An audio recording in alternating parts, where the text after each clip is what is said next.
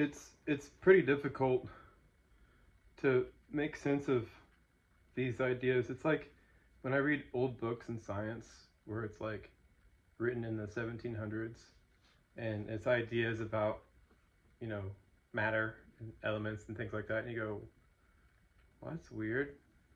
Where'd they get that idea from? Or, you know what it all is now, but then when you use the information you have now and you look back and you go, well, clearly they did that wrong, they did that wrong, or they assumed that wrong, and it's like, you don't even want to read it because there's so many things, so many assumptions in there, so many beliefs in there. It's not adding any new information to you, and it's just like a waste of time to look at it. Hi,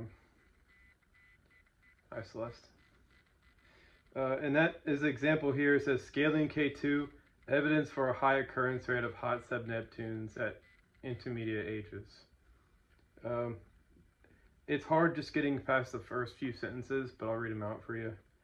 The NASA K2 mission obtained high precision time series photometry for 4 young clusters, including the near twin 600 to 800 million year old Persepi and Hades clusters. They don't know what they're 600 to 800 million years old. They're assuming that's how old they are. In fact, if you can see a young hot star, it's not hundreds of millions of years old. A star that's 600 to 800 million years old is dimmer and is basically invisible than Jupiter would be from that distance. Hot sub-Neptunes are highly prone to mass loss mechanisms. Again, hot sub-Neptune, they're talking about the orbital distance. So a hot sub-Neptune means to them it's a Neptune that's close to a much younger host star. And a cold sub-Neptune would be a Neptune that's very far away. So in essence, hot and cold aren't even referring to the object's temperature. Here's another one of those weird groupthink things that are springing up. They're not measuring the temperature of the actual object. They're saying that because that's how close it is or how far it is to a host star. It's like when they go, well, it's a metal. In astronomy, a metal is anything heavier than hydrogen and helium. So oxygen is a metal to astronomers, and it's so weird.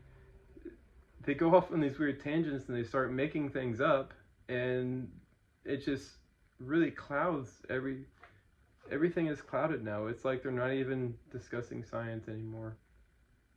But highly prone to mass loss mechanisms, given their proximity to the host star and the weakly bound gaseous envelopes, and analyzing this population at young ages can provide strong constraints on planetary evolution models. They're not constraining planetary evolution models.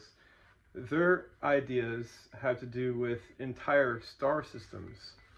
They should be saying the solar system models. They're not actually discussing a planet's evolution, because they don't care if a planet evolves. They're trying to force all the objects that orbit around a hot young star as all being related to that hot young star, and then they form a model that has everything in orbit around that hot young star all the same age, all doing the same thing, and they force that to be a fact, but that's just an assumption. And the thing about it is, all the objects in a star system are all different ages, vastly different ages. So essentially, they have no data at all, except for maybe they can look at the light of these things and use they can use spectrographs to measure the elements inside them. But they're really just grasping for straws right now when it comes to this new information, and it's going to change a lot more rapidly as time progresses, as our telescopes get better. But I think what really needs to change now is they need a better theory, because these assumptions are just getting out of hand, and now people are taking them as fact, and they're not really like, wait a second, we're assuming that. And it feels as if it's time for it to all come collapsing down like a giant house of cards. Really, I just look at it, I'm like, I can't even pass the first 3 sentences. All right, there you go.